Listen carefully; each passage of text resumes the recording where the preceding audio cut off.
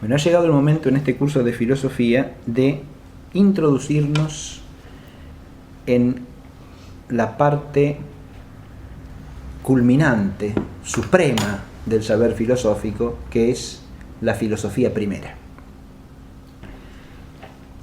conocida también bajo el nombre de metafísica.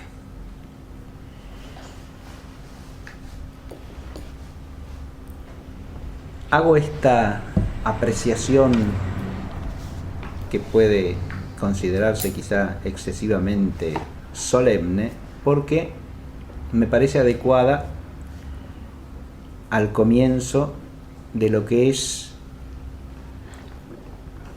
como he dicho, el culmen de la filosofía y al mismo tiempo cierta plenitud de la inteligencia humana, porque es sólo a través de la filosofía primera que la filosofía alcanza a ser íntegramente y adecuadamente ciencia filosófica, que es cierta sabiduría de orden natural. Cuando Aristóteles se plantea al comienzo mismo de la metafísica si hay alguna ciencia que sea sabiduría, precisamente la respuesta de Aristóteles es que solo puede ser sabiduría una ciencia que trate de las realidades más altas, más nobles, más perfectas, que sea capaz de ordenar la totalidad de los saberes humanos y a través de ello del vivir humano en cuanto depende del orden reconocido por la inteligencia. Y al mismo tiempo el saber, por ser el más elevado y de las cosas más altas, más arduo al que la inteligencia humana puede elevarse. Y estas características se dan solamente en la filosofía primera. De modo que si la filosofía llega a ser cierta sabiduría, es en virtud del saber metafísico, no en virtud de las otras partes de la filosofía. Para entender esto tenemos que remontarnos a la definición misma de filosofía. Esa definición la hemos tratado al comienzo de este curso. La filosofía, decíamos, es ciencia de los primeros principios y causas de la realidad toda, o de todas las cosas, según el alcance natural íntegro de la inteligencia racional humana. Y al explicar esa definición, hacíamos notar que ninguno de los rasgos constitutivos de la filosofía pueden darse si ésta no culmina como filosofía primera. Si no nos elevamos hasta la abstracción metafísica, no participaría de esta ciencia el alcance natural íntegro de la inteligencia racional del hombre. Si nos quedamos solamente en la abstracción física o en la abstracción física y la matemática, no sería la luz integral de la inteligencia racional del hombre, sino solamente una parte, y la parte inferior, que es aplicable solo a los entes corpóreos. Faltaría la formalidad suprema de la abstracción intelectual humana, que es la metafísica. Pero al faltar ella, no podrían darse los otros dos rasgos, porque si no es según la abstracción metafísica, no podemos alcanzar principios primeros y la causa primera simpliciter. Podemos alcanzar solamente principios primeros y causas primeras secundum quid, o sea, de cierto orden de la realidad o bajo cierto respecto de la realidad, pero no de la realidad íntegra, total, no los principios primeros que no tienen otro principio. Estos implican la abstracción metafísica. Y por último, si no nos elevamos a la abstracción metafísica, no podemos hablar de la totalidad de la realidad. La filosofía es ciencia universal solo en virtud de la metafísica. Si no, sería ciencia de alguna parte de la realidad, de la naturaleza corpórea, del hombre, y ahí nos quedaríamos. Toda deformación históricamente dada del saber filosófico que reduce la filosofía a antropología, no hace más que corromper esencialmente la filosofía. Porque una filosofía que es meramente antropológica es una filosofía mutilada, hablando en términos clásicos. Pero a su vez, si pretende ser filosofía, o sea, saber filosófico primero, metafísica, si pretende el rango y el alcance de la filosofía, lo que está haciendo es identificar el ser del hombre con la totalidad del ser. Y eso ya no es solo una mutilación, sino que es una suerte de idolatría intelectual que está convirtiendo al hombre en Dios y todas las cosas, ¿no? Es decir, está reduciendo todo el ser y el no ser a la humanidad y a la perspectiva del hombre, ¿no? Adviértase entonces que cuando entramos en este lugar supremo del saber filosófico, que es la metafísica, que es la teología filosófica, que es otro de sus nombres, ¿no? Estamos entrando en el vértice por el cual la filosofía es auténticamente filosofía.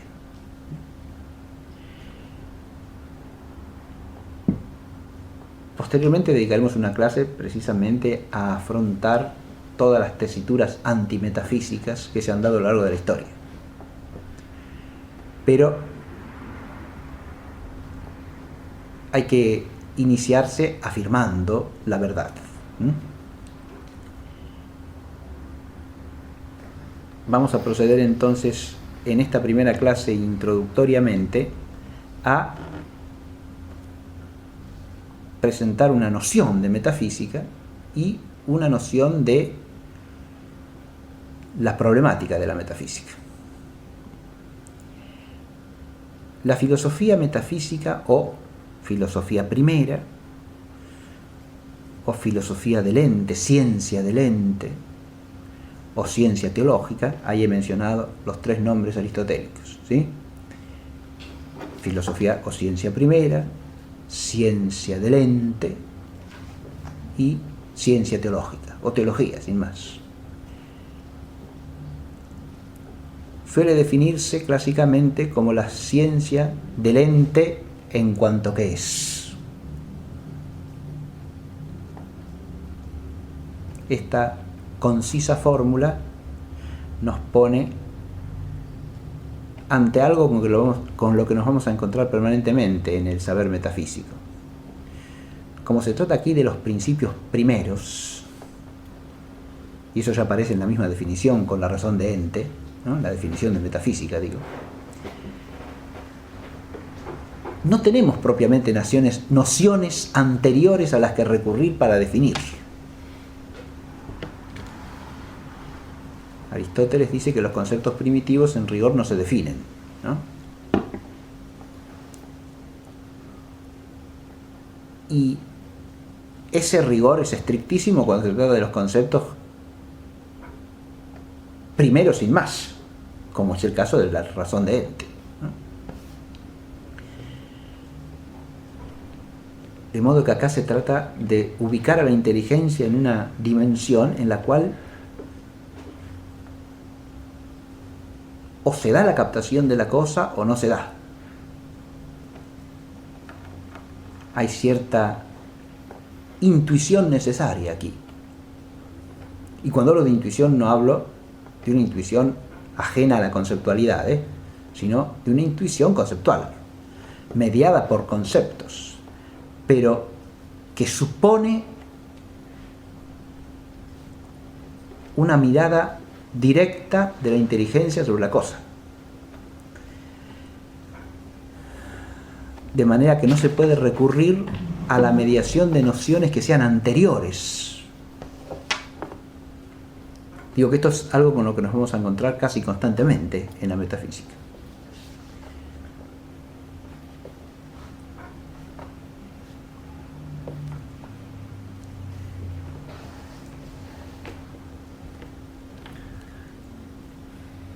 Por eso se ha planteado en la tradición escolástica la cuestión de si la razón de ente es meramente un concepto, o al mismo tiempo que un concepto va unido a cierta intuición de alguna realidad, y de cuál.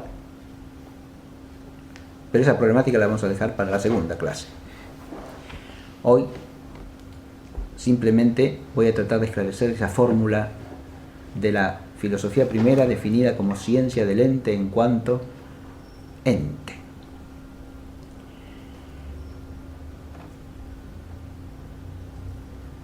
O en cuanto que es. Ahí estamos tomando dos formulaciones que pueden tener cierta distinción en cuanto a la formulación. Dije del ente en cuanto ente o del ente en cuanto que es, ¿verdad? Y en realidad esta que dije ahora en segundo lugar es la que dije de entrada, porque es la que me parece más exacta, ¿no? ¿Qué quiere decir esto? Ciencia del ente en cuanto que es. Bueno, ahí estamos definiendo el objeto material y el objeto formal de esta ciencia filosófica, que es la filosofía primera.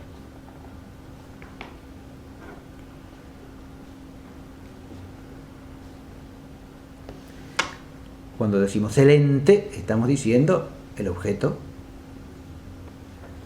material. ¿De qué trata la filosofía primera? Y del ente.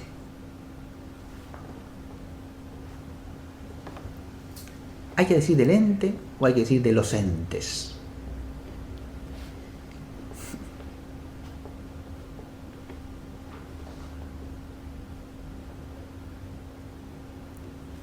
Esta pregunta hay que pensarla, no considerarla una cuestión meramente gramatical, porque no lo es.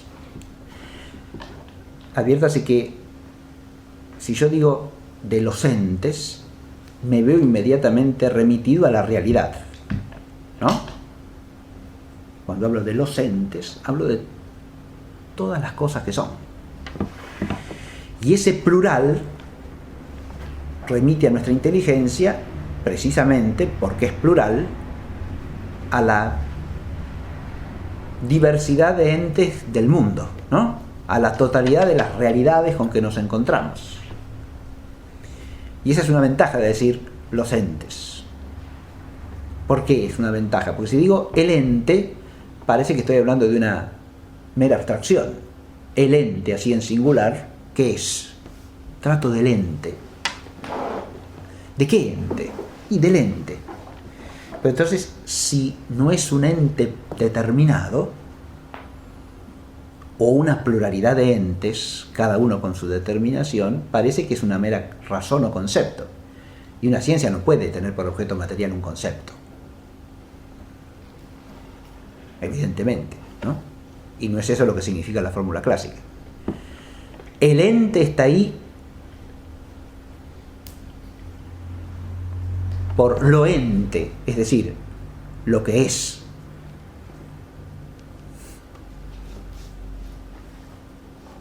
Y lo que es, ¿qué es? Y todo lo que es. Todas las cosas que son.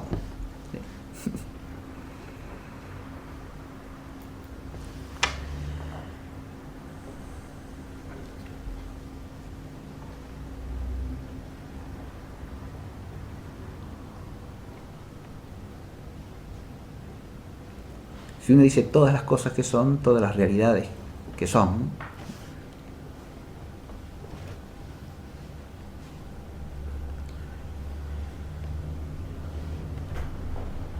ya de entrada el objeto material aparece como un objeto plural y además diversificado, ¿no? Porque las realidades que son, los entes, lo ente, no tiene una referencia unívoca. Eso es manifiesto. Yo digo las realidades que son, las cosas que son, y me veo enfrentado a esta mesa que tengo que delante, que es, ¿no? El artefacto que registra sonido que está acá delante, el termo, los libros, el aire que estamos respirando, el aire que por fuera silba en el árbol, y el árbol, y nosotros, cada uno de nosotros, bien, las realidades que son, ¿no?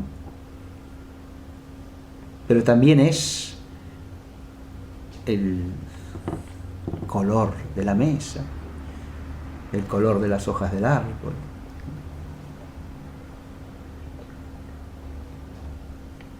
la altura de cada uno de nosotros, la ciencia filosófica que es en cada uno de nosotros, con mayor o menor grado de perfección. También es. Eso es algo que es.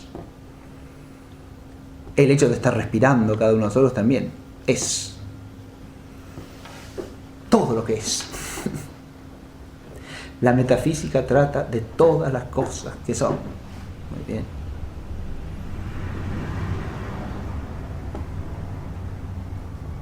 También entre las cosas que son está nuestra capacidad de caminar, por ejemplo, y nuestra incapacidad de volar es, de alguna manera. Nuestra potencia de entender es, y también es nuestra impotencia para entender todo lo inteligible con un único acto de entender. Eso también es. Las cosas que son diversas, digo, y no tiene esa expresión una referencia unívoca. Eso es claro desde el principio. Aristóteles dice algo que aclara sistemáticamente esto que yo he ejemplificado recién. Al decir que en la metafísica primera tratamos de todo lo que es, pero precisamente por eso tratamos primaria y fundamentalmente de las sustancias reales. ¿Qué quiere decir esto? La metafísica tiene como objeto material todo lo que es. Pero precisamente por eso, dice Aristóteles, trata primariamente, principalmente y fundamentalmente, eso quiere decir primariamente, las dos cosas, ¿no? Principalmente y fundamentalmente, de las cosas reales que son sustancias.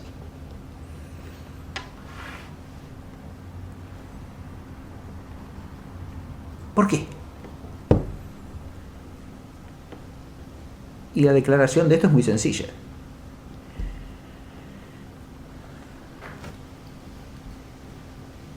De las cosas que son, unas son sustancias reales y otras no. Y si no son sustancias reales, es o porque son accidentes, o porque son entes de razón. ¿Está claro?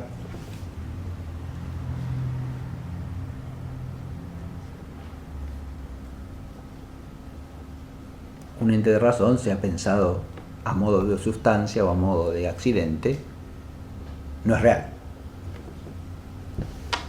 Y un accidente, por real que sea, no es sustancia. Ahora bien, el accidente, dice Aristóteles, más que un ente, es algo de los entes. Acá está lo que podríamos llamar la primacía óntica o entitativa de la sustancia.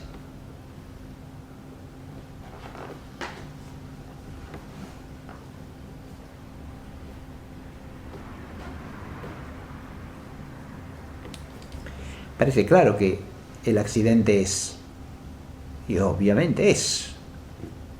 Yo ejemplifiqué hace un rato con una serie de accidentes, ¿no? Hablé del color de la mesa, del color de las hojas del árbol, de nuestra altura,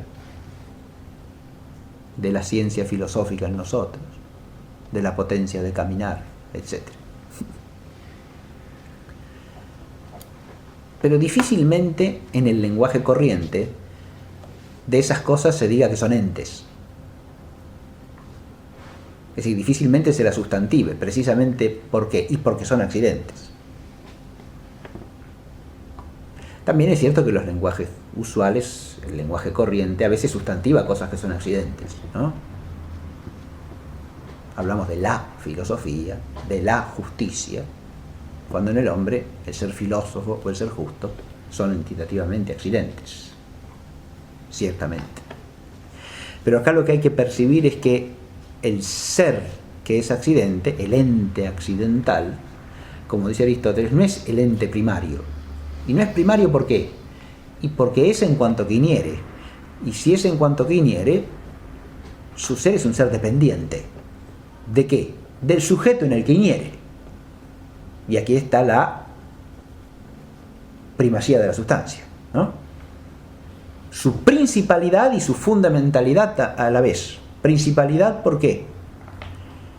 Y porque es el principio. Los accidentes son determinaciones inherentes a una sustancia. ¿Que dependen de qué? Primero, de la existencia de la sustancia para existir.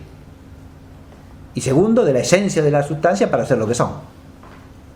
De modo que dependen íntegramente de la sustancia a la cual pertenecen, de la cual son determinaciones. Por eso está muy bien la expresión de Aristóteles acerca del accidente, diciendo que más que ente es algo del ente. Principalmente trataremos entonces de sustancias.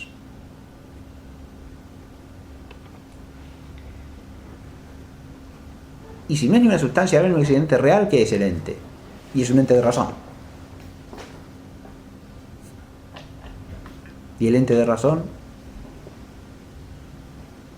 es igualmente dependiente. Y claro, porque el ente de razón depende de que haya una sustancia también, ¿o no?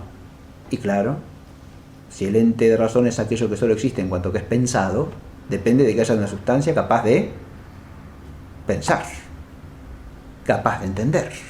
Y si no, no hay ente de razón. No, señor.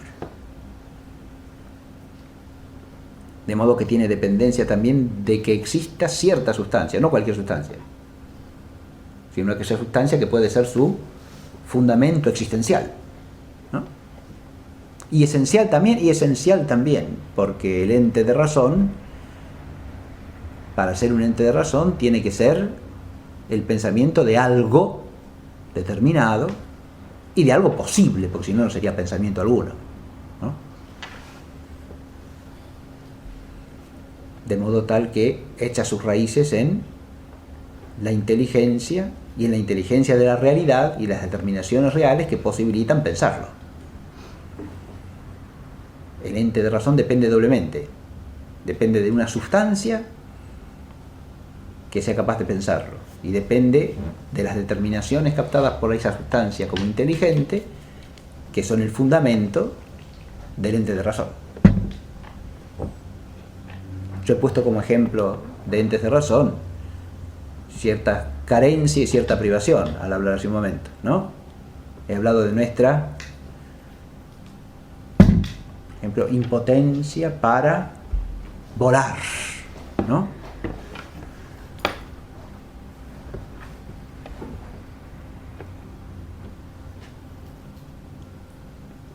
O podría dar el ejemplo de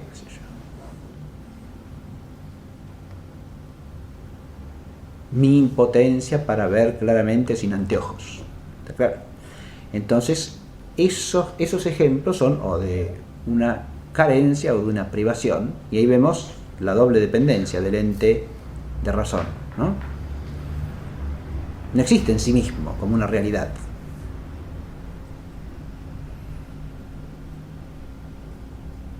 Esto ya lo profundizaremos en su momento, pero no existe en sí mismo como una realidad, quiere decir que no tiene entidad positiva. Porque si es una privación o carencia, es una negación, es una falta. No puede decir, bueno, la falta es real. Sí, la falta lo que tiene es un fundamento real, ¿no? Tiene fundamento en alguna realidad.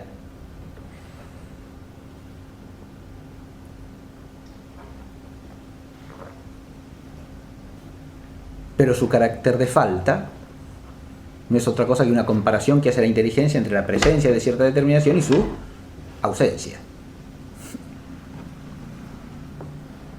Y por lo tanto solo existe en cuanto que es pensada.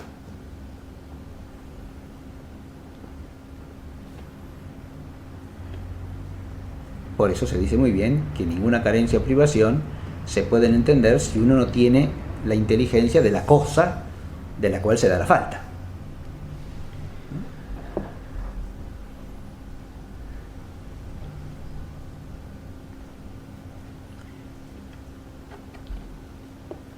Ahí decíamos entonces una doble dependencia, una de aquel que lo piensa y otra de la determinación que está en la realidad y cuya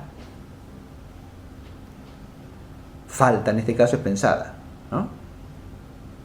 Si no tengo el conocimiento de esa determinación, o que eso es una sustancia o es un accidente, no puedo pensar su ausencia, ¿no?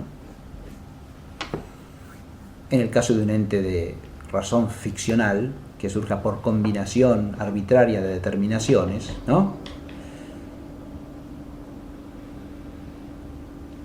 Lo que tenemos es la postulación de un ente que existe de nuevo solo en cuanto pensado, ¿no? Y lo que tiene en la realidad como fundamento es el de su posibilidad, ¿no? Por lo menos una posibilidad que no es de ser de hecho, puede ser meramente de derecho, en cuanto que las determinaciones que combinamos pueden ser composibles, es decir, pueden darse juntamente, no son contradictorias entre sí, ¿no? No hace falta que nos alarguemos en esto para advertir que esa afirmación de Aristóteles acerca de cuál es el objeto primario y fundamental de la filosofía primera se sostiene claramente, ¿no? Cuando decimos todos los entes, decimos primariamente todas las sustancias reales. Eso no es achicar el objeto material, no, porque si tratamos de las sustancias, si hay sustancias que tienen accidentes, tenemos que tratar de los accidentes. Si tratamos de las sustancias y hay sustancias que no son reales, sino meramente de razón, tenemos que tratar de la existencia de esas sustancias porque son algo posible en relación con ciertas sustancias reales, capaces de pensar. ¿Se entiende? De modo tal que no es un achicamiento del objeto, sino más bien una jerarquización del objeto. Y esa jerarquización nos ayuda a pensar la complejidad del objeto. Eso que yo dije de entrada, su diversidad, su pluralidad, que es también diversidad. Hay veces que no es lo mismo, ¿no?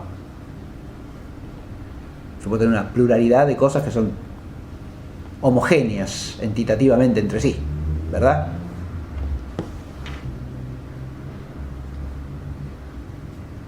Una pluralidad de bolitas de naftalina, ¿sí? Todas del mismo tamaño, de la misma naturaleza. Muy bien. Ahí hay pluralidad, pero no hay diversidad. Está claro. El objeto material de la filosofía primera tiene, además de pluralidad, diversidad. Es un objeto complejo, múltiple, pero además complejo. Y lo que nos permite aclarar la expresión de Aristóteles es que esa complejidad es una complejidad jerárquica, ¿no? Que se puede diferenciar jerárquicamente. Y por eso, dentro de la universalidad del objeto, cabe un objeto primario.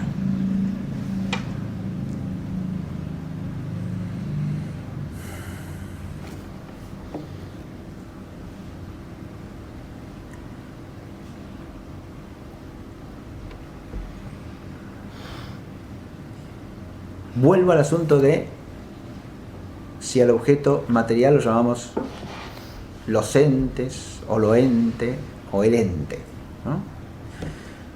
Yo traté de poner de manifiesto que al hablar de los entes teníamos la ventaja de que eso nos remite más directamente a la realidad que si digo el ente, porque cuando hablo del ente parece que estoy hablando de algo singular. ¿Y qué sería lo singular?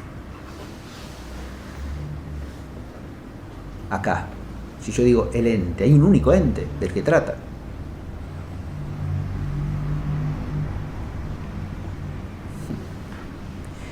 Adviértase que el ente ahí está singularizado simplemente en cuanto que todas las realidades son captadas bajo una razón común, la de ente.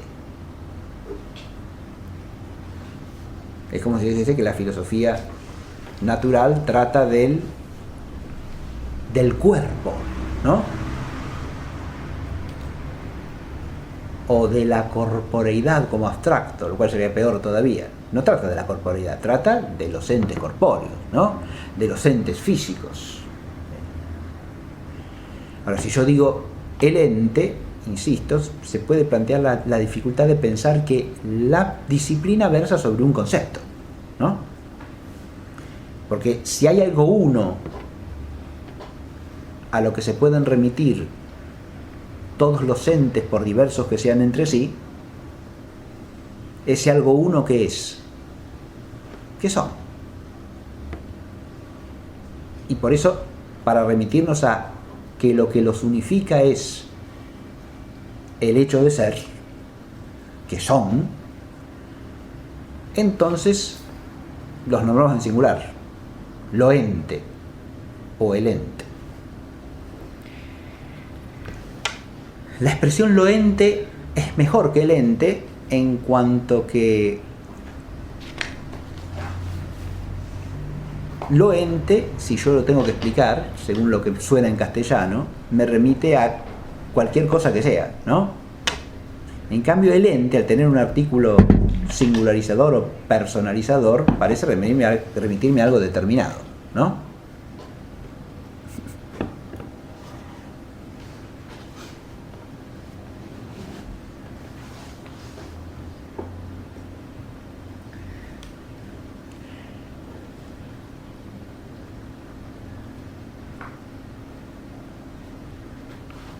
Ahora bien, la expresión el ente tiene, sin embargo, por su parte, cierta virtud sobre la que tenemos que reflexionar.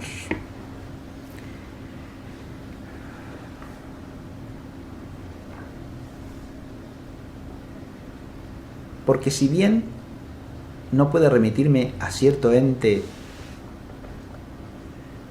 singular, único, porque, insisto, si tenemos que precisar el objeto de la metafísica, se trata de todo lo que es, y por lo tanto de todos los entes, ¿no?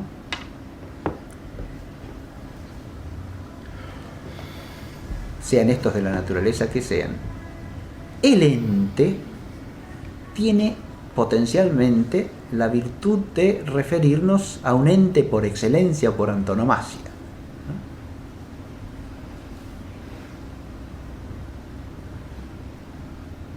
De entre los entes reales.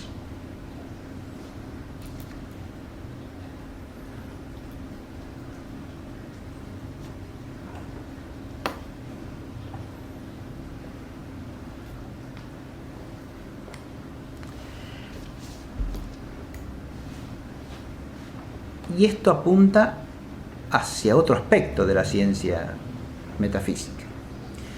La metafísica, decimos, es ciencia de todas las cosas que son como objeto material, es verdad.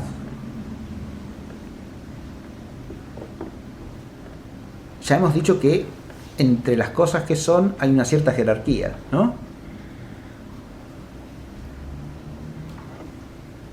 No es lo mismo la sustancia que el accidente. No es lo mismo lo real que lo de razón. Pero entre las sustancias reales también hay una jerarquía.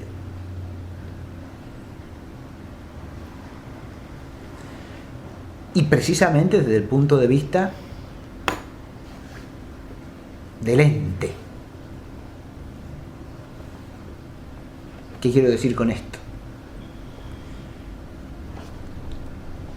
Que la razón de ser se da en todo lo que es, sea el ente que sea. Pero en algunos entes se da con mayor perfección que en otros. Para esto habrá que captar qué es la razón de ser, ¿no?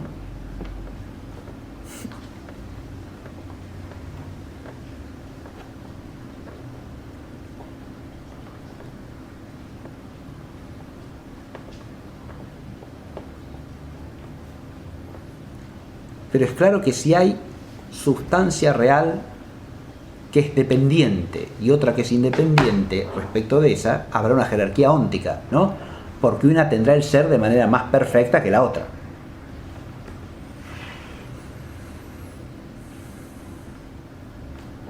Entre los entes que están al alcance de nuestra percepción sensorial en este sitio en el que estamos, está la mesa esta, ¿verdad?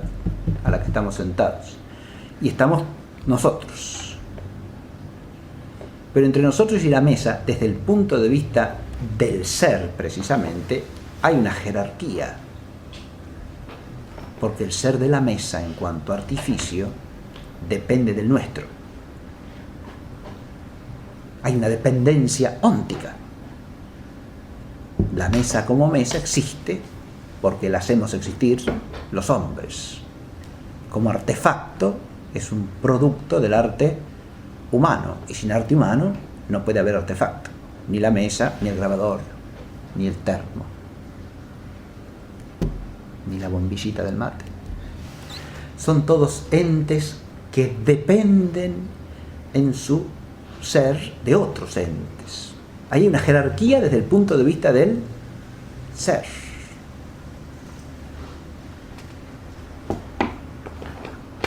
Ahora, si yo digo el ente en singular, eso apuntaría, y muy adecuadamente, a un ente del cual depende todo lo que es y que no depende de nada. Y solo este es ente por excelencia y por antonomasia. Yo dije que la expresión el ente se puede entender por antonomasia, ¿no?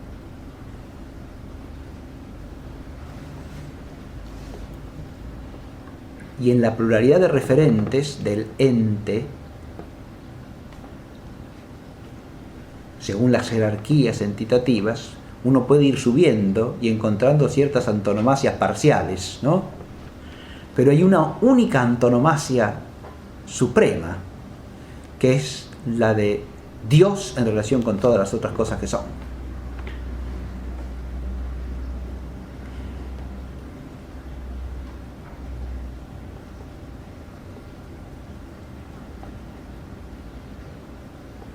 Adviértanse que yo he dicho hace un rato que decir que la metafísica trata de las sustancias reales no es reducir el objeto de la metafísica, sino hacer hincapié en una primacía, ¿no?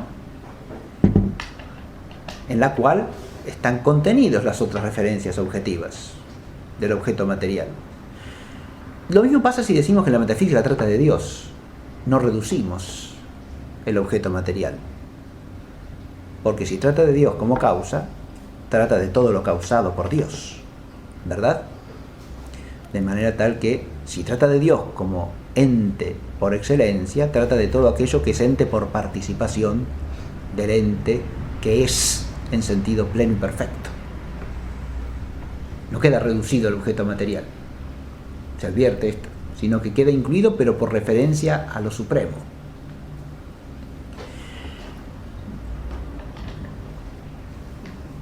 Esto vale siempre y cuando se entienda que el ritmo total de la metafísica es de la plural totalidad de las cosas que no son dadas hasta Dios. Ese es un ritmo ascendente, digamos así, ¿no? Pero a la medida en que se cumple el ascenso, también surge un ritmo descendente, porque siendo Dios la causa primera y el principio primero de todo, la inteligencia metafísica se culmina en él, y por lo tanto todo lo que se entienda metafísicamente o se entiende en relación a Dios o no se entiende.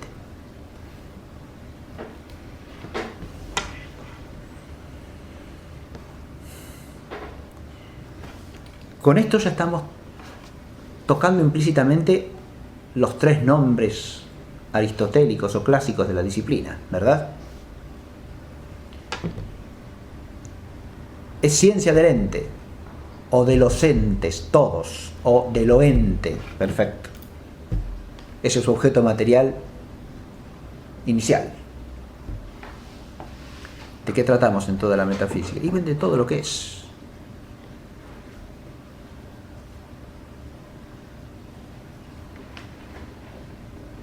de los seres todos, diríamos en castellano, sustantivando el verbo, ¿no? De los seres todos. Bien.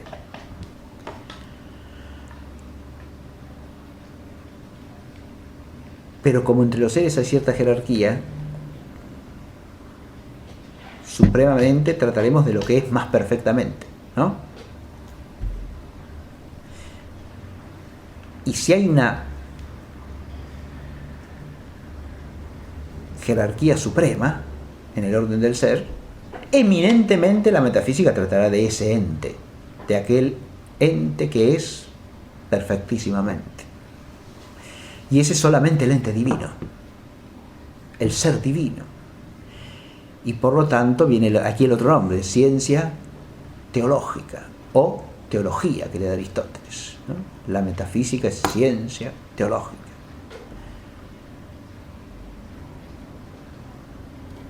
No como un apéndice al ser ciencia del ente, sino precisamente porque es ciencia del ente. Como es ciencia del ente, tratará de algo en cuanto ese algo tenga razón de ente. Pero como trata de los entes en cuanto que son, y ahora ya me traslado a la esfera del objeto formal, cuanto más perfecta sea la razón de ser que se verifica en el ente, más plena y eminentemente será esa realidad objeto material de la metafísica. Precisamente porque el objeto formal es ese, que es.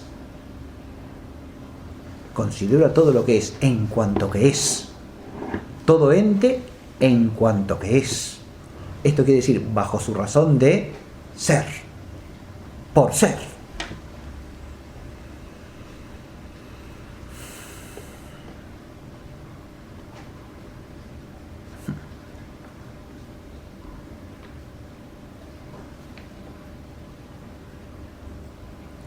A veces molesta el carácter aparentemente reduplicativo de esta fórmula, ¿no?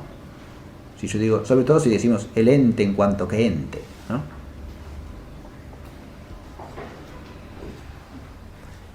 El ente en cuanto que es ya no es meramente reduplicativo, porque ente es lo que es, y ser, la razón formal que tenemos en cuenta, es lo que hace que el ente sea.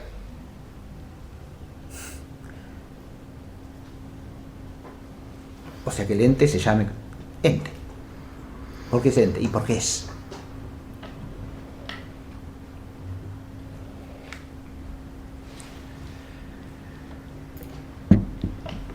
El ser al que estamos aludiendo ahí es la razón formal por la cual decimos que la cosa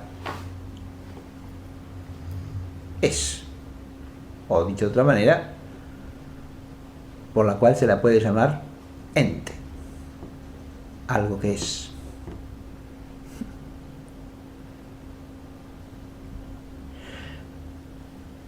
Para evitar la reduplicación, es decir, trata de todo algo en cuanto que es. Y sí, estaría bien. Ya veremos que la liquidad es un trascendental del ser.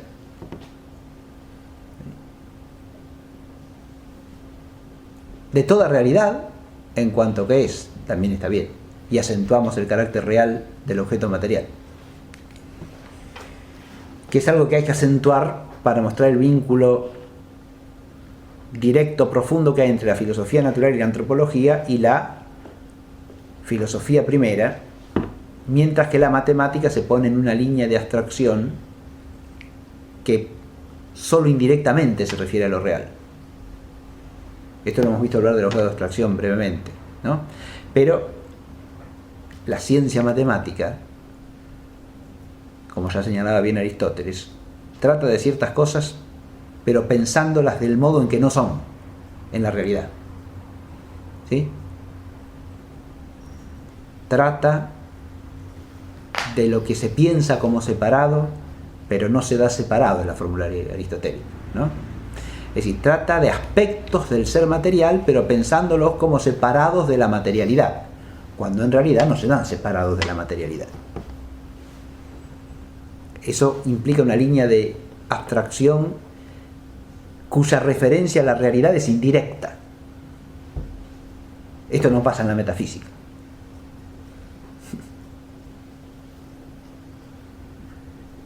La metafísica trata de lo que se da separado y se piensa como separado. Al decir que se da separado, pareciera que esa fórmula de Aristóteles lleva a pensar que la metafísica es solamente de realidades no materiales, ¿no? Yo digo que trata de lo que se da separado. Todo el objeto material de la física es algo que se da separado. Y no, porque el ente corpóreo no se da separado. Y cae bajo la razón de ente, ¿no? Y entonces, ¿a qué se debe esa fórmula? Y se debe a lo que estaba explicando hace un momento. A que el objeto eminente de la metafísica es precisamente lo que se da separado. Radicalmente separado. No solo de la materia, sino de toda imperfección óntica. Lo que trasciende toda imperfección en el orden del ser. De nuevo nos encontramos con que la metafísica es eminentemente, y podemos decir principalmente de algún otro modo, teología. Ciencia teológica. Advertir esta estructura compleja del objeto material es importantísimo de entrada, porque ella depende de la estructura misma de la ciencia metafísica.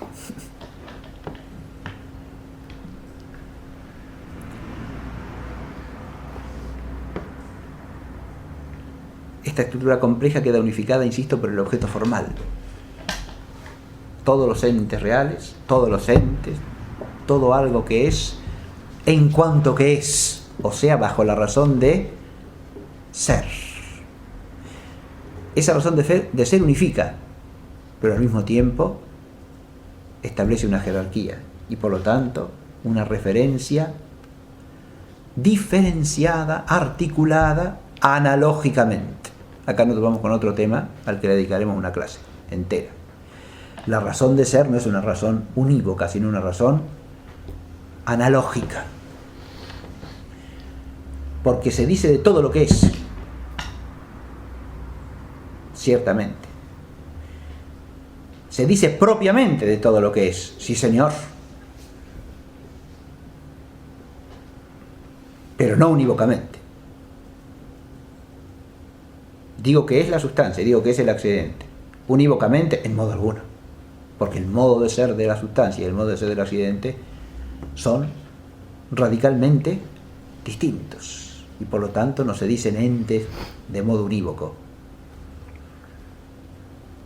Porque ser en sí y ser inherentemente son dos modalidades radicalmente distintas y contrapuestas de ser.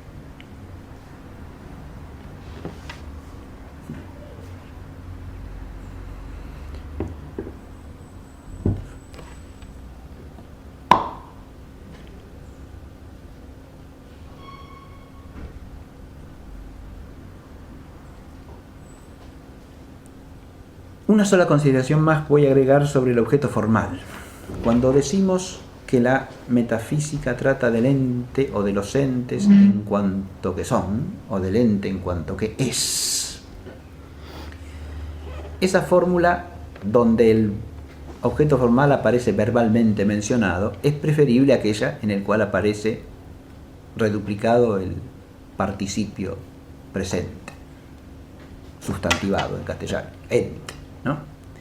Y es preferible, ¿por qué?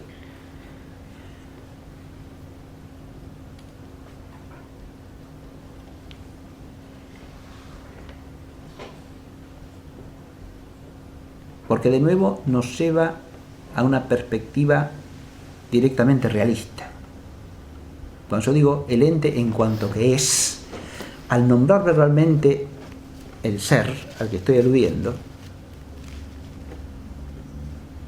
lo pienso como un acto.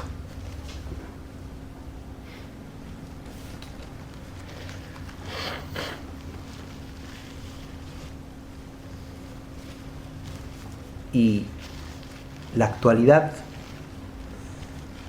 real de eso que estoy mentando me lleva inmediatamente a la presencia de todo lo existente, de todo lo que es, de todo lo que está siendo.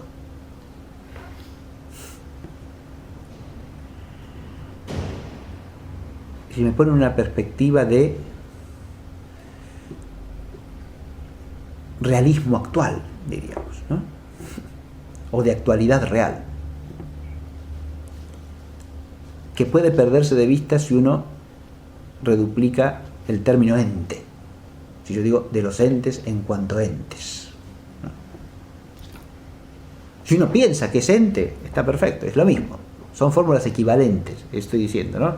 Simplemente estoy señalando matices de connotación de los términos que hacen que cierta terminología puede ser preferible a otra, cierta fórmula de la definición preferible a otra fórmula. Preferibilidad que es materia opinable, por supuesto, ¿no? A diferencia de la definición misma, que ya es una cosa cierta, porque la filosofía primera no puede ser otra cosa que es ciencia de los entes en cuanto que son, de lo ente en cuanto que es,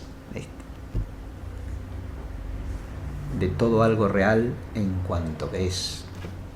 Bueno, se podrá elegir la formulación que parezca más adecuada, e incluso yo diría, conviene pensar las diversas fórmulas para compararlas entre sí y entender, o hacer el esfuerzo de entender qué significan, ¿no? El comparar una fórmula con otra ayuda a eso, ¿no? A poner la mirada de nuestra inteligencia ante el objeto material y formal de la metafísica. En el ser es tan implícito tanto el objeto formal quod como el objeto formal quod, ¿sí? El objeto formal quod porque lo que tratamos de entender en toda realidad en la metafísica es su razón de ente, su razón de ser.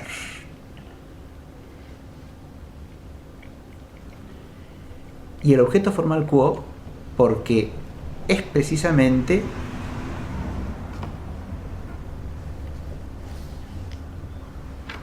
la abstracción metafísica la que estamos aplicando para captar en toda cosa su razón de ente, o sea, verla en cuanto que es. Y la raíz de toda la abstracción metafísica no es otra cosa que la noción de ser.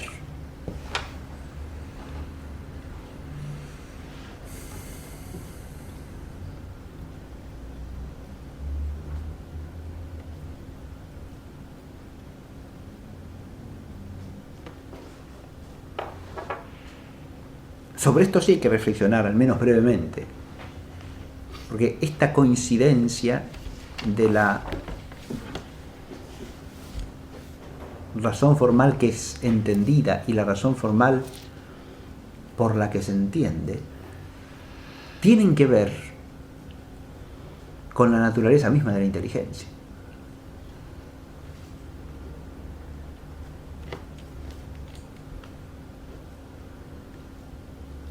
Acá retomamos también algo que hemos dicho en otros momentos. La inteligencia humana, en cuanto humana, tiene su punto de partida en la captación del ser de las cosas que están dadas a la experiencia del hombre. Pero en cuanto a inteligencia, es de lo que es del ser de las cosas sin más.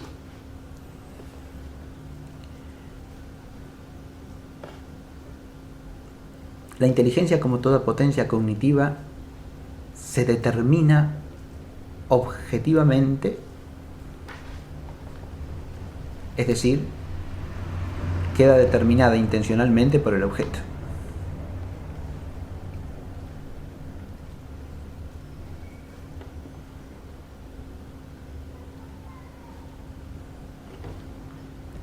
Y el objeto formal de toda inteligencia, en cuanto que inteligencia, no es otra cosa que el ser. De modo que al instalarnos en la perspectiva metafísica, nos estamos moviendo en la esfera de la inteligencia en la cual ésta es plenamente inteligencia.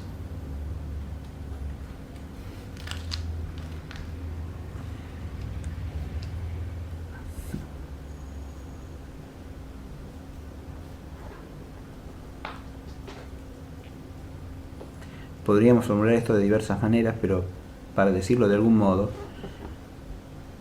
si la inteligencia no llega a captar como objeto la razón de ser, no se realizaría operativamente como inteligencia, aunque lo fuese entitativamente.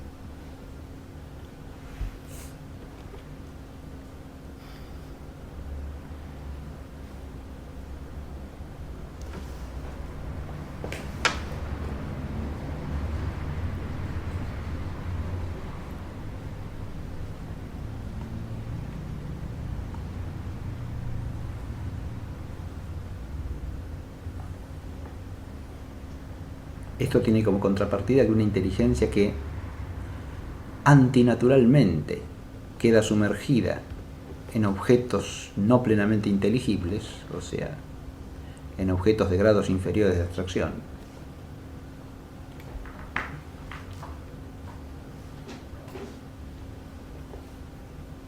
termina haciéndose ininteligencia. Porque tiene que forcejear contra su propia naturaleza. Claro, es una inteligencia ininteligente. O, en la medida de lo posible, desrealizada como inteligencia.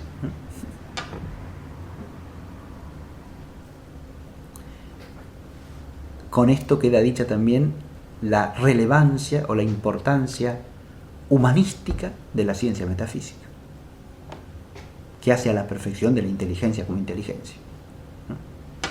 De la inteligencia humana como inteligencia, y por lo tanto al perfeccionamiento del hombre en lo que le es propio.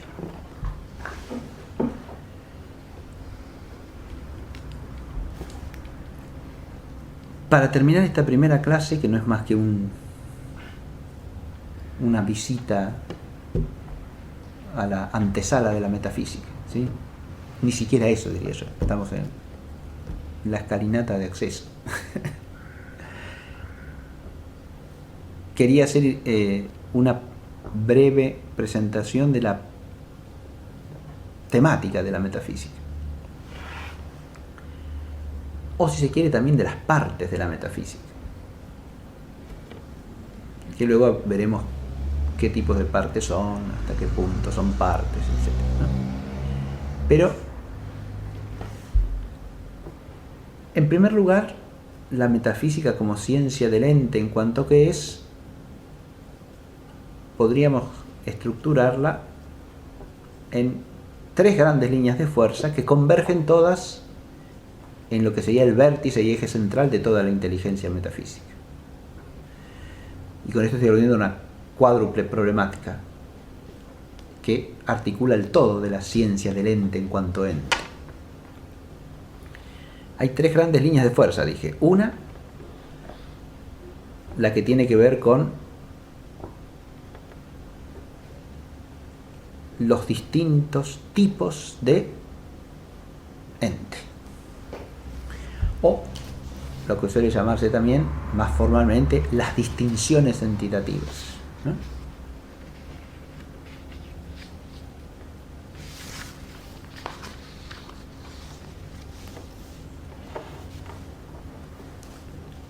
O según el modo de decir de Duns Scoto, las pasiones disyuntive entis, o sea,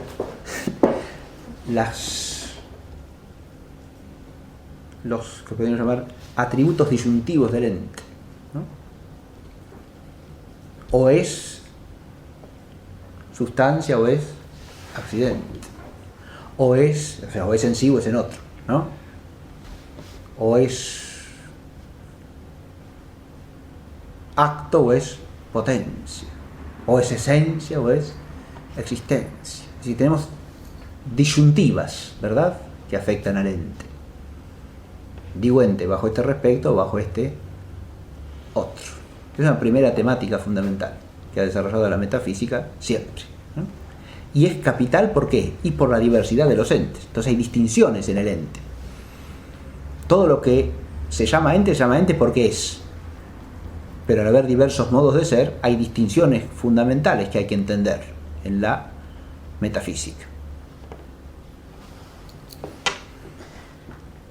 Esto a su vez tiene un orden propio que ya veremos, pero esta es la primera temática básica, ¿no? Las distinciones entitativas.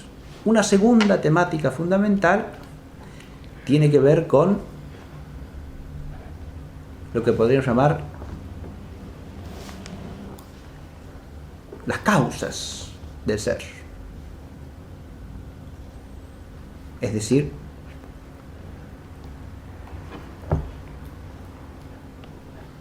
la constitución misma del ente. No ya las modalidades de ente, las distinciones entitativas, sino la constitución del ente y su origen y finalidad, las causas. Los principios entitativos podríamos hablar también, la causalidad o principialidad entitativa, segunda temática básica. ¿Y está bien impuesta también por la realidad o no? Y sin duda alguna. Porque un hecho fundamental de nuestra relación, de relación real de nuestra inteligencia con las cosas que son, es que vemos que hay cosas que constituyen otras cosas y hay cosas que causan otras cosas. De manera tal que el hecho mismo de la causalidad real nos lleva a reflexionar en el ente desde el punto de vista de las causas. Una tercera temática también fundamental, la tercera línea de fuerza a la que he aludido, es la que suele llamarse de los trascendentales del ser. Acá ya no se trata de pasiones disyuntive, como dice Escoto, sino pasiones convertibles, es decir, atributos que se convierten con el ente, porque siguen al ente a donde quiera que éste vaya, ¿no? Si hay ente, habrá esto también, porque esto se desprende del ente mismo. Es como una proyección de la entidad.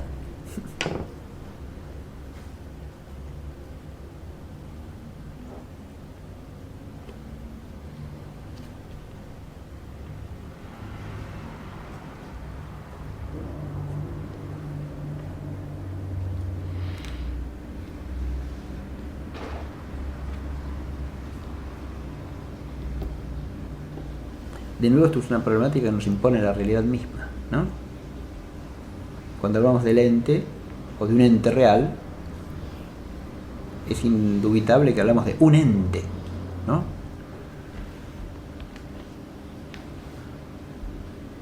Si no, no alcanzaríamos a decir que es un ente. Si no tuviese unidad en sí mismo y distinción respecto de todo lo otro, que no es él, no podríamos ni nombrarlo como ente, ¿no?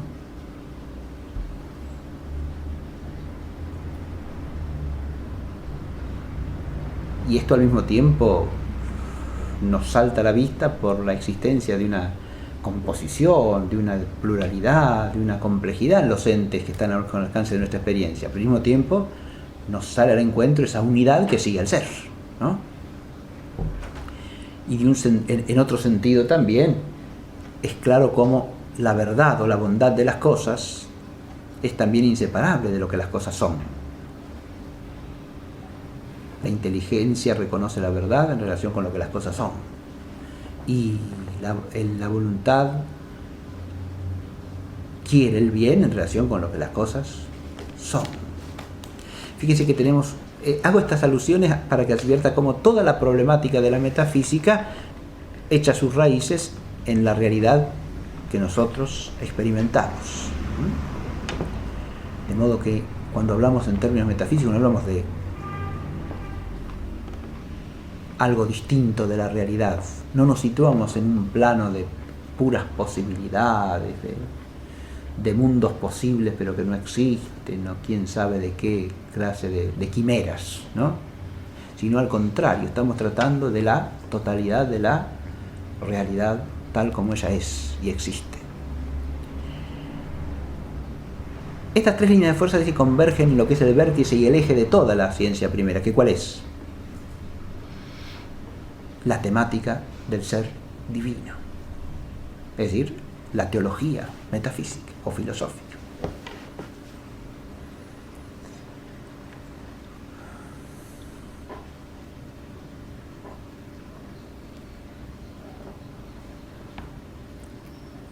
ya de entrada es fácil advertir cómo estas tres líneas de fuerza convergen en este vértice, centro, foco y eje, como dije antes, ¿no?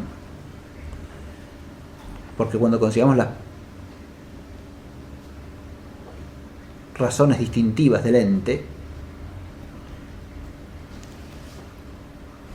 ahí tenemos que ver que hay razones distintivas que dicen, por un lado, razón de perfección y otra razón de imperfección. Y entonces vamos bosquejando una jerarquía entitativa, ¿verdad? Pero toda jerarquía, para ser inteligida, remite a un supremo en la jerarquía, ¿verdad? Si pensamos en la sustancia del accidente, el acto y la potencia, etc., nos vemos remitidos a distinciones que culminan hacia ese foco y centro que es la naturaleza divina. Otro tanto pasa en la línea de la causalidad, no hace falta abundar demasiado allí. Y por último, otro tanto pasa en la línea de los trascendentales, porque los trascendentales siguen al ser según la dimensión del ser, o dicho de otra manera, según la jerarquía del ser.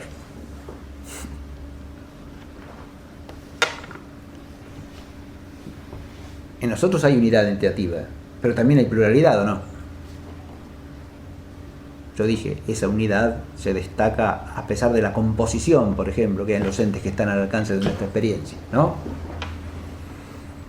Hay bondad, pero también cabe la privación de la bondad, ¿o no? Operativamente al menos. Y la operación es cierto ser, ¿no? Pero toda operación es buena. No. Y entonces, ¿cómo es que la bondad sigue al ser? Y lo sigue al ser. Pero hay que entender qué significa eso, ¿no? Porque lo sigue según un orden, que es el orden del ser mismo.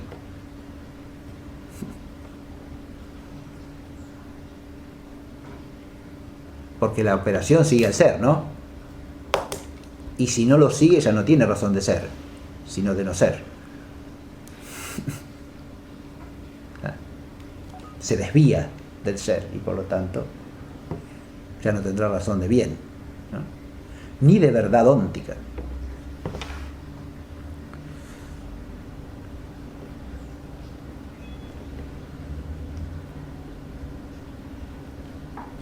Pero a su vez todos los trascendentales dicen remisión eminentísima al ser divino, ¿no?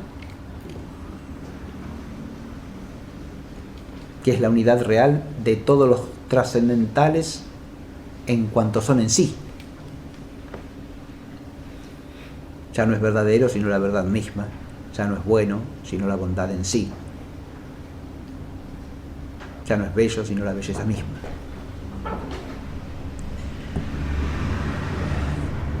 Con eso tenemos la temática que podemos llamar de la metafísica de primera intención. Pero ahí no se agota todavía la metafísica, falta otra parte. ¿Por qué? Porque la filosofía primera es ciencia del ente, pero precisamente hemos dicho que el ente tiene trascendentales, ¿no? De ahí dimana otra problemática filosófico primera. Porque los trascendentales, que son, o suelen llamarse intrínsecos, son inseparables del ente mismo y no dicen respecto a otra cosa. Y por lo tanto se consideran temáticamente con el propio ente. En cambio, hay trascendentales que son relativos. Cuando decimos que el ente es verdadero, decimos una relación entre el ente y la inteligencia que lo capta. Cuando decimos que el ente es bueno, decimos una relación entre el ente y la voluntad que lo ama.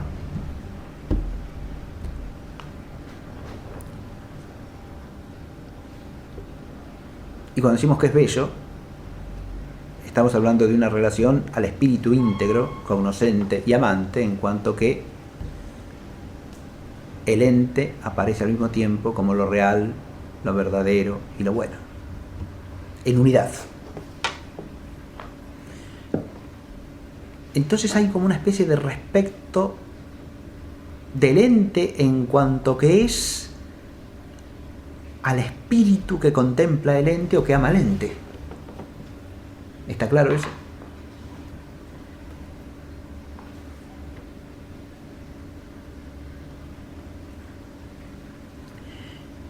Pero precisamente, adviértase, porque la cumbre y el eje total de la metafísica directa es la teología, esa referencia no es antropológica, es metafísica. ¿Por qué?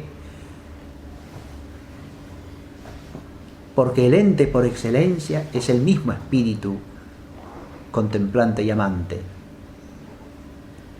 Y él es la causa de todo otro ente. Por lo tanto, esa razón de verdad y de bondad se dan en todo ente por su relación a la causa primera. ¿Está claro? O sea que estos trascendentales que dicen relación al espíritu abarcan la totalidad del ente, a Dios en sí mismo y a todas las cosas finitas, porque éstas tienen a Dios por causa primera, eficiente, ejemplar y final.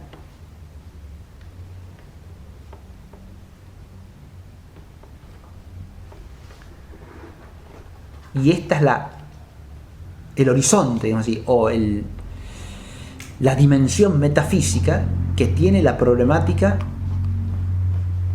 refleja del ente, en la que consideramos al ente no sin más en cuanto que es, sino en cuanto que es inteligible, o sea, verdadero, en cuanto que es amable, es decir, bueno.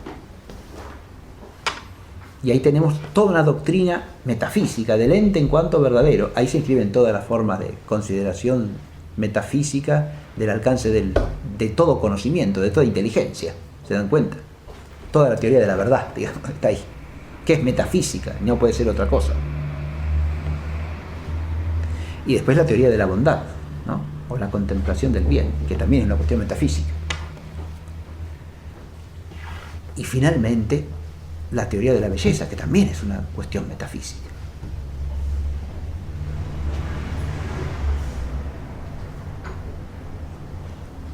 El advertir, esto es lo que podemos llamar la dimensión refleja de la metafísica o metafísica de segunda intención, porque se refieren no ya al ente en cuanto ente, sino al ente en cuanto referido al espíritu que lo conoce y lo ama.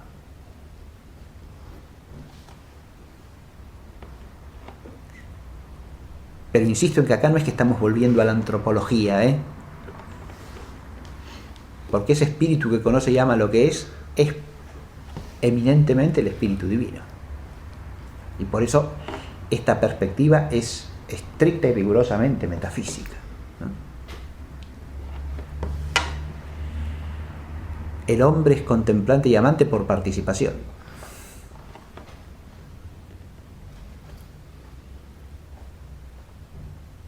Pero toda teoría filosófica de la verdad en cuanto se da en el espíritu humano y de la bondad en cuanto se da en el espíritu humano y de la captación y gozo de la belleza en cuanto se da en el espíritu humano depende de la metafísica refleja. Echa ahí sus raíces.